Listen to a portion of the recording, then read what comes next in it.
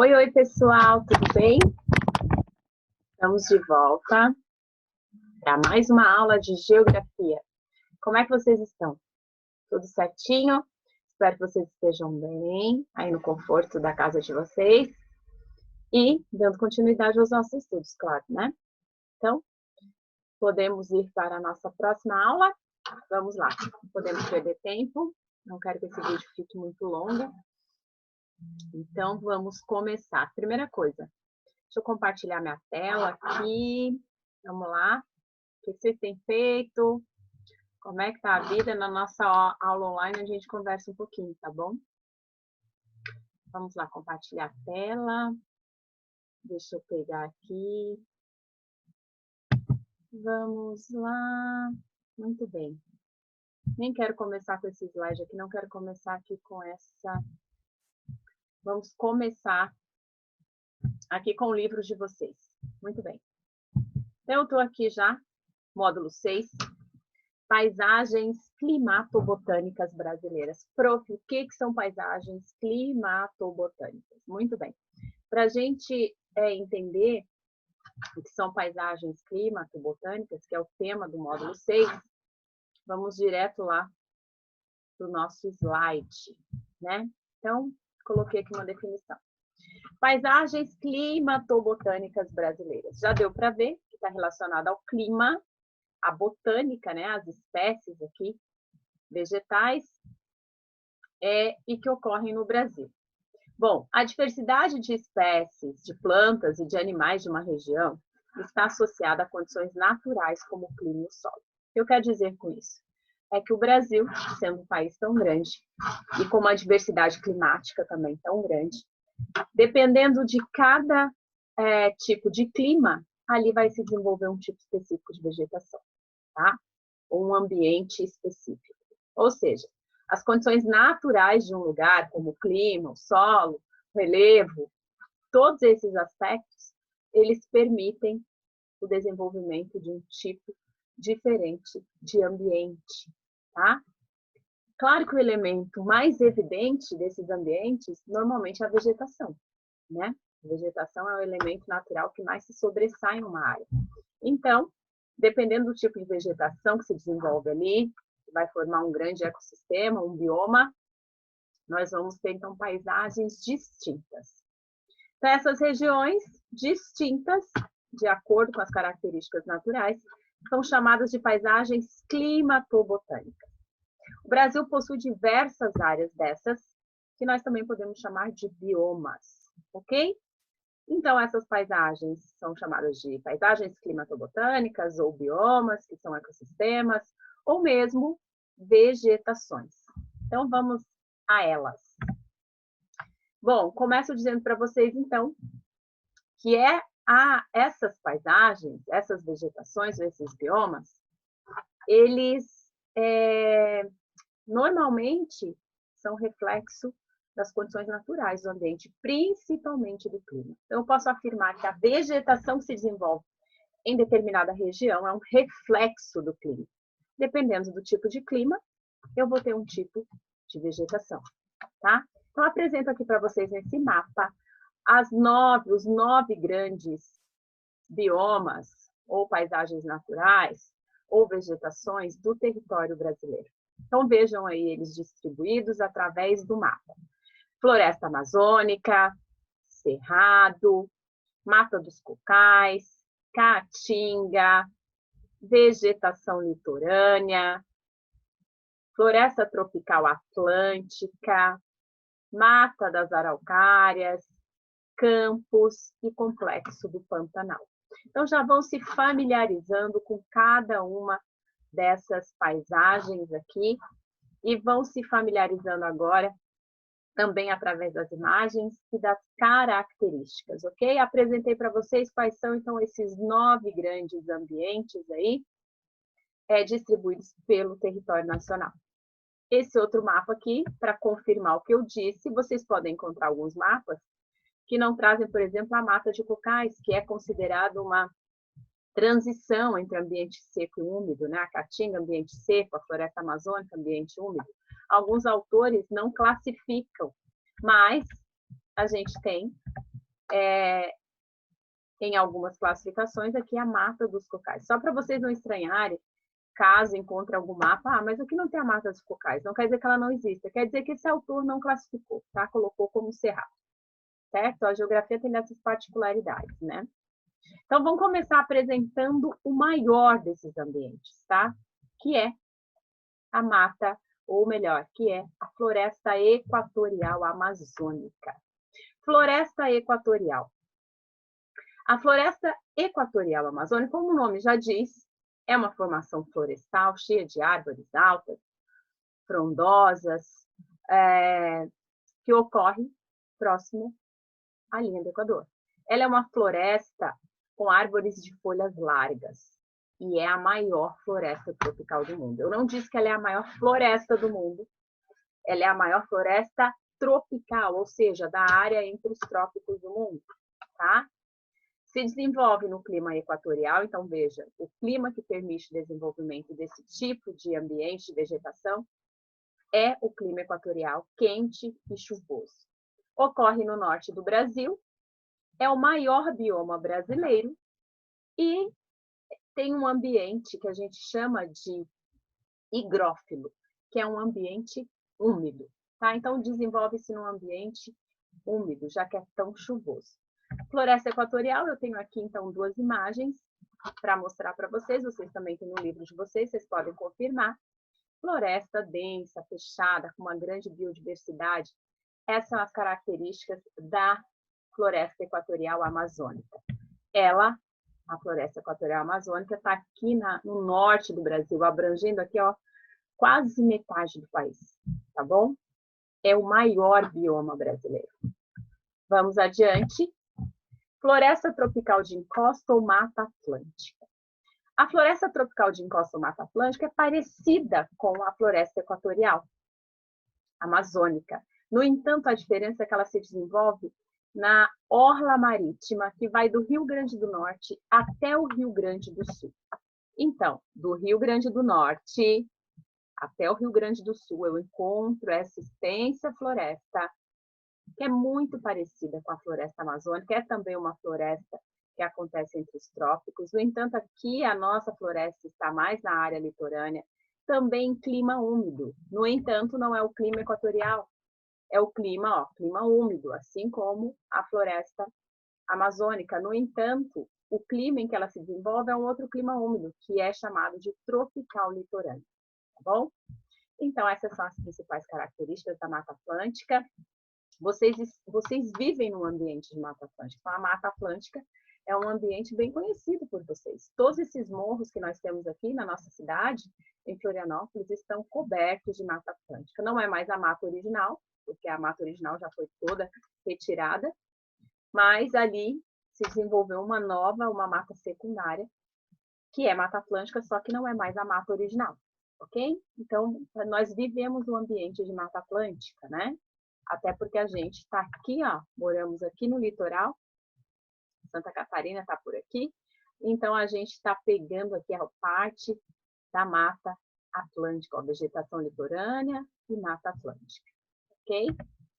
Mata dos Cocais, como eu falei para vocês, a Mata dos Cocais, ela é uma mata de transição, uma vegetação de transição entre o ambiente seco e úmido. Então, se você está no ambiente da Caatinga e vai para o ambiente da floresta amazônica, aqui no Nordeste, você passa por este bioma de transição, chamado Mata dos Cocais. Por que Mata dos Cocais? Formado por vários coqueiros, vários tipos de palmeiras, principalmente de carnaúba e babaçu, tá? Então, esses são os 2 principais tipos de palmeiras que nós encontramos na Mata dos Cocais, nessa região Nordeste, aí, entre o Nordeste e o Norte do Brasil. Beleza? Bom, Mata de Araucárias ou dos Pinhais, acredito que alguns de vocês também já conheçam, porque ela ocorre aqui nas nossas serras. Onde é que eu posso encontrar esse tipo de mata, chamada de Mata de Araucária? Eu encontro ela aqui, ó, nas serras do Sul e Sudeste, tá? Pega um pouco do Rio Grande do Sul, Santa Catarina, Paraná, pode ir até ali, uma parte de São Paulo, por ali, a gente também pode encontrar também a mata de araucária. Então, esse aqui é o pinheiro do Paraná, ou mata de araucária, ou a araucária mesmo, chamada esse tipo de pinheiro. Tá? É o principal tipo de vegetação desse ambiente, é a araucária. Então, diferente da floresta tropical, amazônica e da Mata Atlântica, a diversidade de árvores não é tão grande. As árvores que ocorrem aqui principalmente são pinheiros, e os pinheiros não têm folhas largas, têm folhas chamadas de acicofoliadas, que são as folhas agulhadas, resistentes ao frio. Quem já viu a folhinha dos pinheiros sabe que é uma folha que parece uma agulha, né? Tem resistência ao frio. Então, ocorre principalmente na região sul, embora também apareça nas serras do sudeste. O clima é o subtropical, então é aquele clima com as 4 estações bem definidas, nas regiões serranas, possui menos variedade de plantas que as florestas tropicais.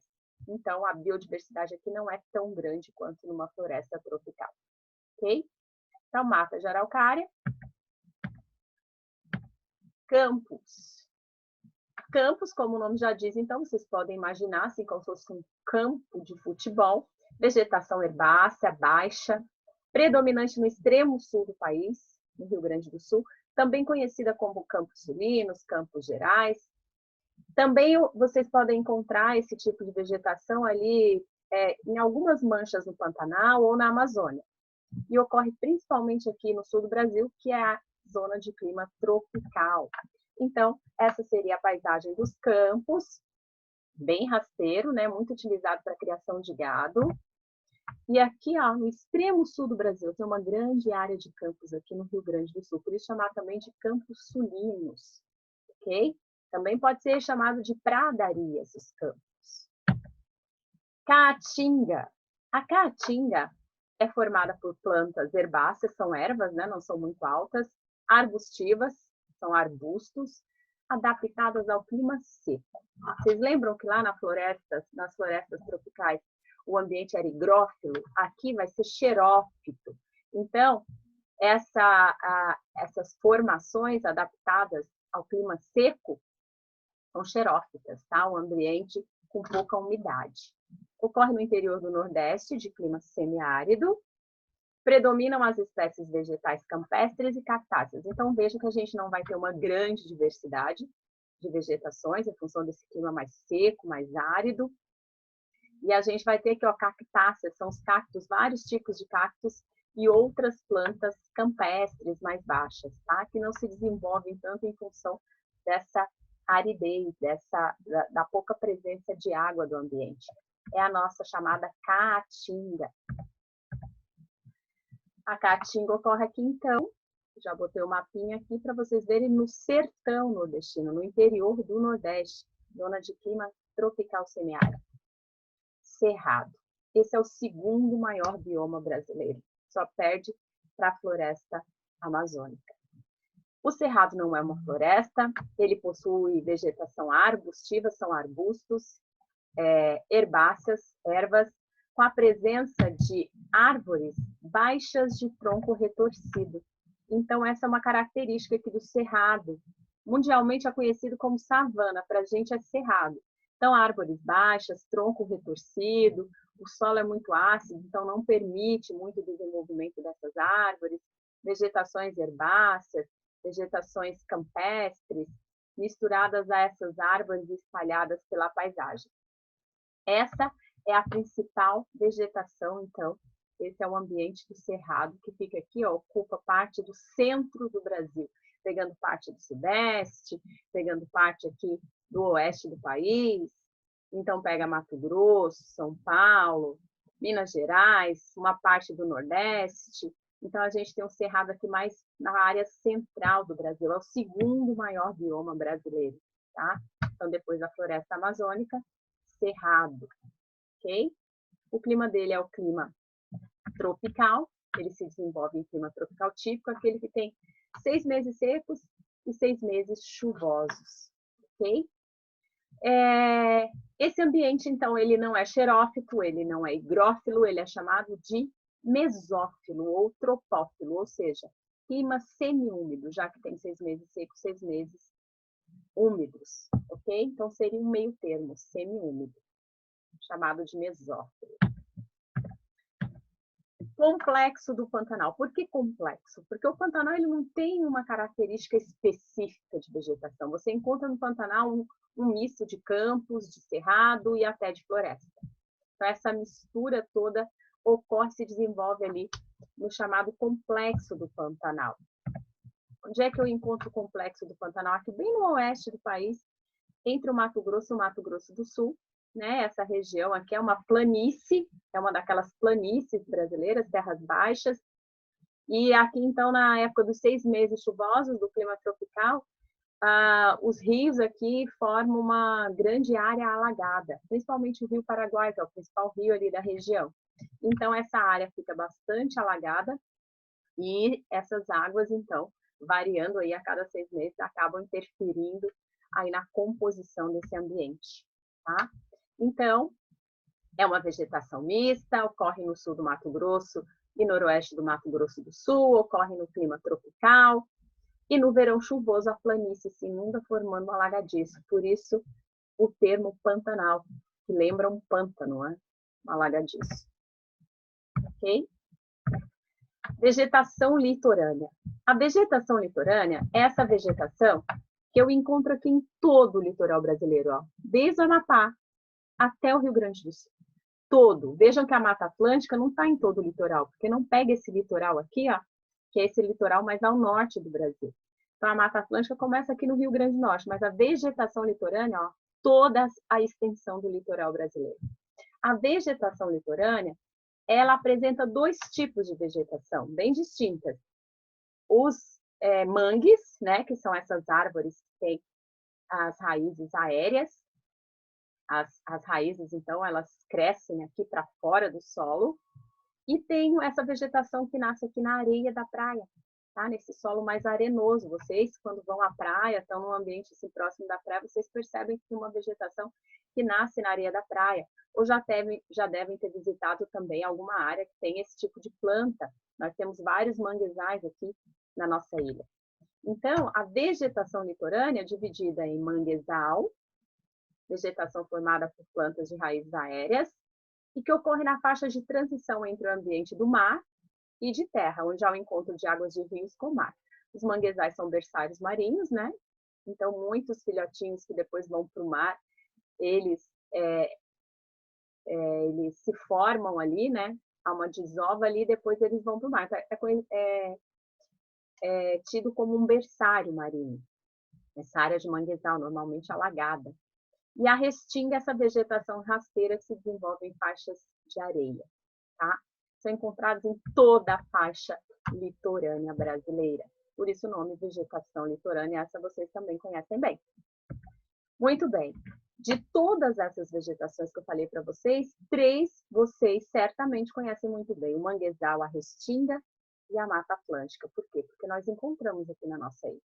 Quem já subiu a serra também conhece uma 4ª vegetação, que é a floresta de araucária, ou mata de araucária. Então, nós temos aqui 4 exemplos bem perto da gente que eu gostaria que vocês relembrassem para ver se vocês realmente têm familiaridade com essas vegetações. Muito bem, todas essas vegetações que eu apresentei aqui para vocês são as vegetações originais.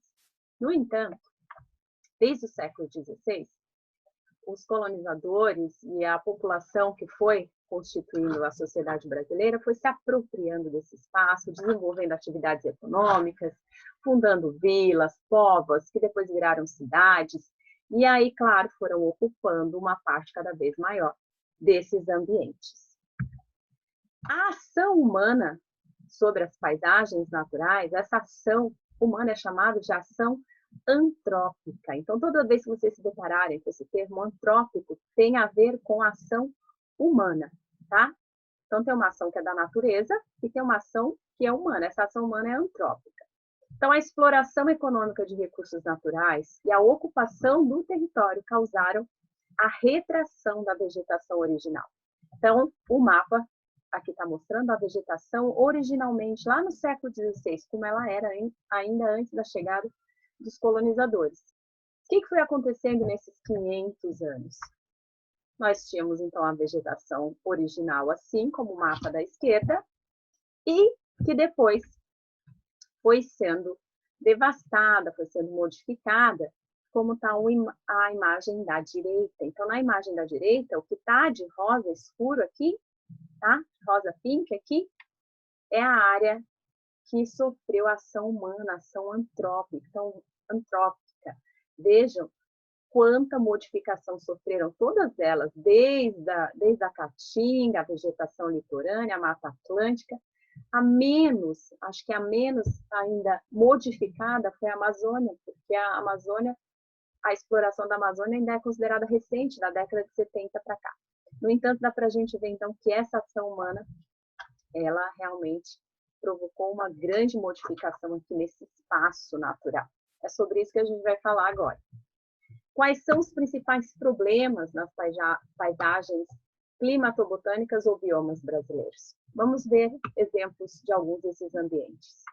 Qual foi o principal problema na Mata Atlântica, que nós conhecemos muito bem aqui no litoral, essa floresta que tem no litoral brasileiro?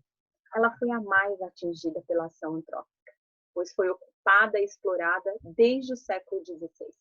Vocês já devem ter estudado lá em História, estudamos até em Geografia também, na formação do território brasileiro, que a primeira região que foi explorada, os primeiros recursos explorados no Brasil estavam no litoral nordestino, né? Era retirado do pau-brasil. Esse pau-brasil fazia parte da Mata Atlântica. Então, desde lá, essa Mata Atlântica vem sofrendo um processo de degradação. Tá? Eu tenho até um mapa lá no PH para mostrar para vocês. Deixa eu ver onde é que está aqui, PH. Separei um mapinha aqui para mostrar para vocês. Plural, vamos ver. Então, vamos ver o que aconteceu com a Mata Atlântica. Ele está falando de todos esses ambientes que eu apresentei. Olha só o que aconteceu com a Mata Atlântica. A área original da Mata Atlântica, do Rio Grande do Norte e Rio Grande do Sul, é toda essa parte verde mais clarinha. Olha o que sobrou de mata original, só que está verde mais escuro. Portanto, a gente vê que ela foi realmente a mais modificada de todas as vegetações brasileiras, tá? Acredita-se que existe apenas de 3 a 5% da cobertura original. Não quer dizer que não tenha mais floresta, quer dizer que ela não é mais aquela floresta original, já é uma floresta secundária, como é o caso aqui de Florianópolis. Então, vocês olham para os morros e veem que tem Mata Atlântica, no entanto, ela não é mais original, tá? Então, não ficou completamente sem floresta. O que tem ali é uma floresta secundária. Então, ela foi realmente a floresta que mais sofreu perdas, tá? Em termos, assim, de espécies. Até porque essa região também é a mais ocupada do Brasil. Aqui surgiram grandes cidades, onde estão os grandes núcleos urbanos, todos aqui na região da Mata Atlântica. Então, é bom chamar a atenção para isso. Essa realmente foi a formação vegetal mais modificada por nós. Seguindo lá, então, a Mata Atlântica, eu estava aqui no PowerPoint, vamos lá. Além da Mata Atlântica, o Cerrado. O Cerrado, que é aquela vegetação do centro, também conhecido como savana mundialmente, tem uma degradação mais recente. Vocês viram que a Mata Atlântica é lá do início do século XVI, mas o Cerrado não, de 50 anos para cá apenas, principalmente em função do uso agrícola do solo, ou seja, o Cerrado está numa região ali no sudeste, centro-oeste brasileiro, que é muito utilizado para a produção agrícola, tá? Para o plantio de vários tipos de produtos, principalmente a soja. Então, essa foi a principal atividade que acabou degradando esse ambiente no Cerrado. A Mata Atlântica e o Cerrado, então, são os dois ambientes. Mata Atlântica, aqui, verde, e o Cerrado são os dois ambientes que mais sofreram alterações, tá? Por isso, esses biomas são considerados hotspot ambiental. O que é um hotspot ambiental? Esse termo foi criado por um estudioso e é considerado uma área prioritária para a conservação.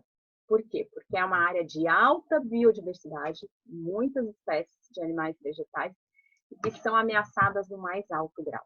Então, nossos dois hotspots aqui brasileiros, essa classificação ela é feita em todos os continentes, aqui no Brasil são esses dois ambientes mais ameaçados, a Mata Atlântica e o Cerrado.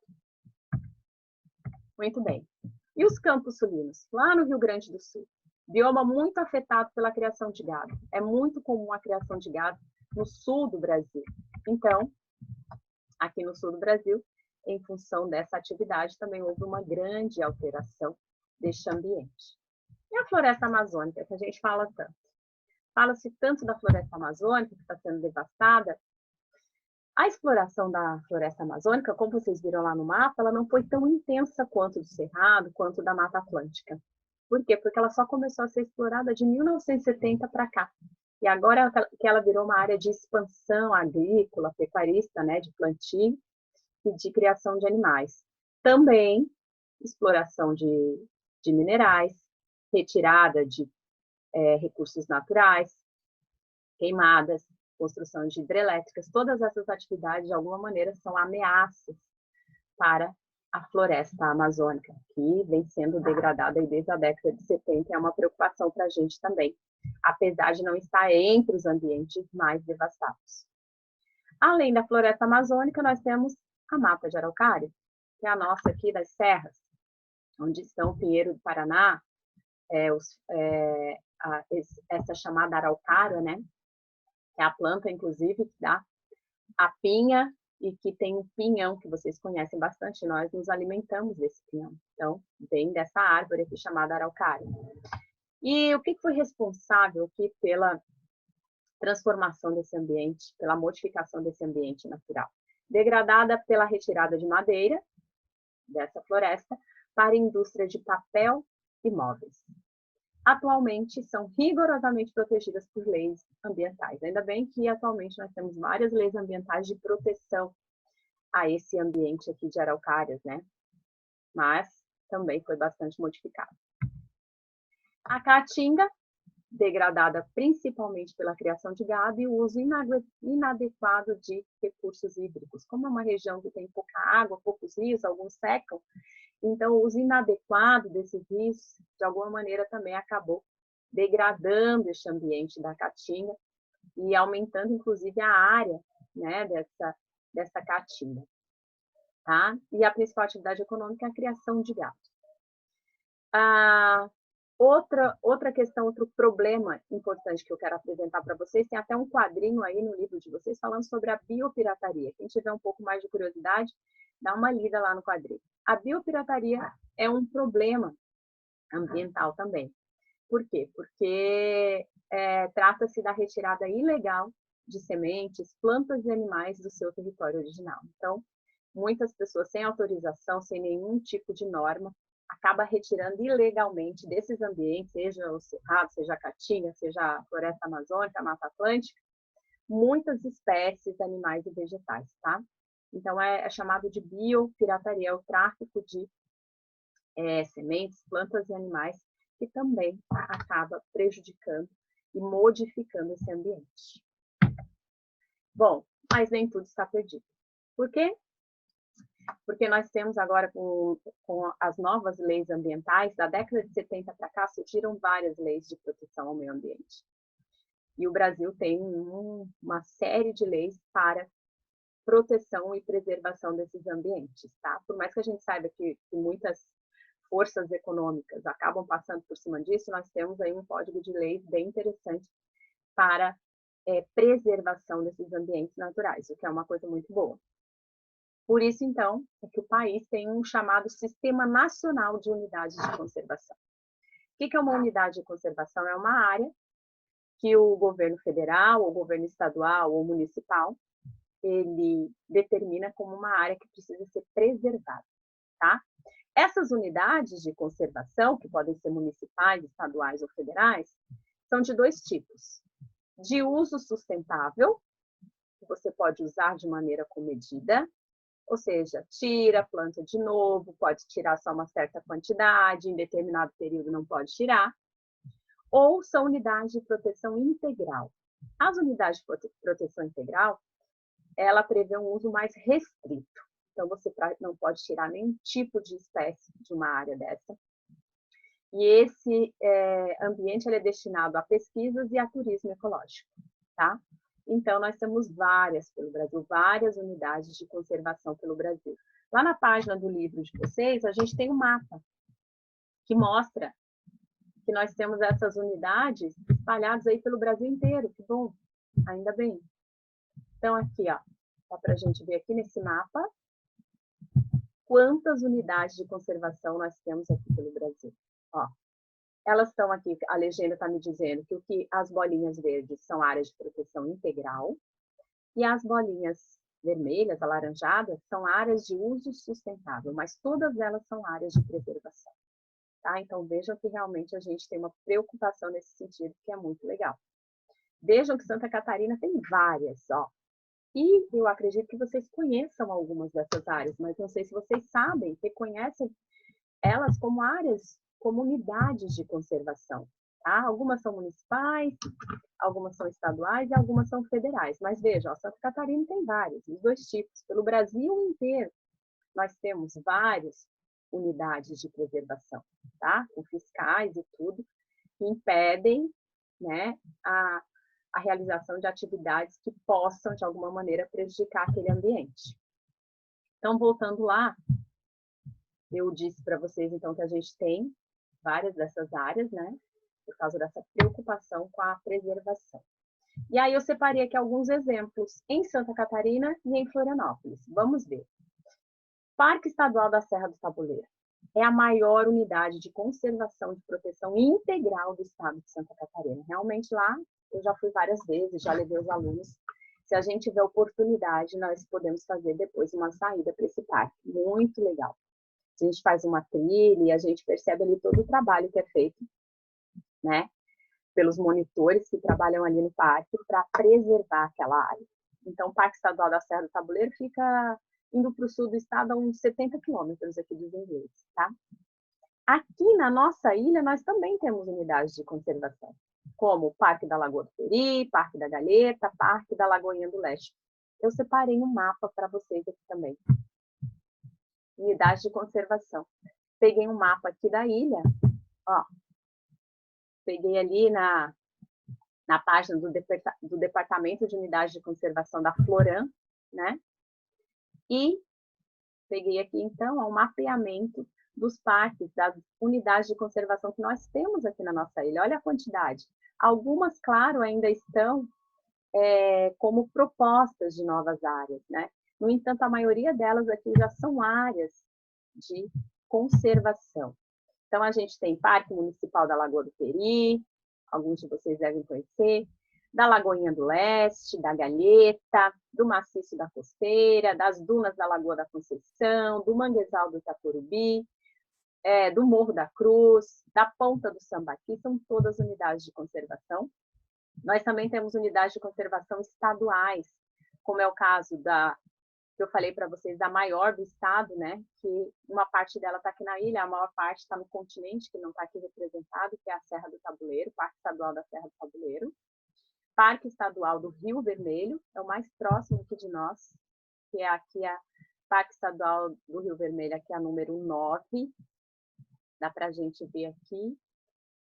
Não, número 10. Aqui, ó, Parque Estadual do Rio Vermelho. Muitos de vocês devem frequentar, já devem ter passado ali, e talvez nem soubessem que aquilo fosse uma unidade de conservação. Certo? Então, nós temos essa preocupação aqui, é papel de vocês, enquanto aí estudantes e futuros representantes aí, né, da sociedade. É importante que vocês conheçam e saibam que existe essa normativa, que existe aqui essa recomendação e essas áreas todas para preservação, tá? Então, se vocês verem alguma coisa de errado, vocês podem denunciar. Por quê? Porque ninguém pode fazer nenhum uso inadequado de recursos naturais nessas áreas, beleza? Dito isso, então, dei alguns exemplos para vocês. Podemos, então, encerrar essa unidade. Falamos sobre todas as paisagens climatobotânicas ou biomas brasileiros. Espero que vocês tenham ficado com alguma informação. Se tiverem dúvida, voltem no vídeo, anotem no caderno. Recomendo sempre que vocês anotem no caderno, parem o slide, anota no caderno. Faça aí uma breve síntese do conteúdo. Depois, partam para a tarefa. Então, Marquei para vocês aqui uma tarefa bem curtinha, tá? Página 385 e 386. É o final da unidade 6, que fala deste assunto. Vocês já têm uma tarefa pendente do módulo 5, que é sobre os climas brasileiros. Essas tarefas, tanto dos climas quanto das paisagens climatobotânicas da unidade do módulo 6, nós vamos comentar e corrigir na nossa aula online. A nossa aula online que vai acontecer no dia 15, tá? Então, vocês estão assistindo essa aula no dia 14 e no dia seguinte, então, nós temos o encontro marcado. Dia 15, às 8h50 da manhã, temos um encontro. Espero que vocês estejam com essas atividades feitas. Lembrando que vocês não precisam mais enviar essas atividades, a fotografia dessas atividades. Cada um se responsabiliza aí pela realização das suas atividades. E estejam apostos, então, às 8h50 do dia 15, para tirarem dúvidas e para a gente comentar sobre esse tema, sobre esse assunto, tá certo? É isso, meus amores. Espero que vocês tenham entendido. E se tiverem alguma dúvida, anotem aí e tragam para a nossa aula online, tá bom? Beijo grande, fiquem com Deus e até a próxima. Saudade de vocês, viu? A gente se vê dia 15. Tchau, tchau.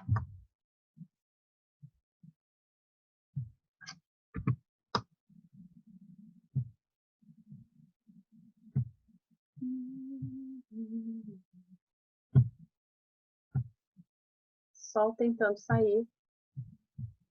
Aqui, achei. Tchau. Agora sim.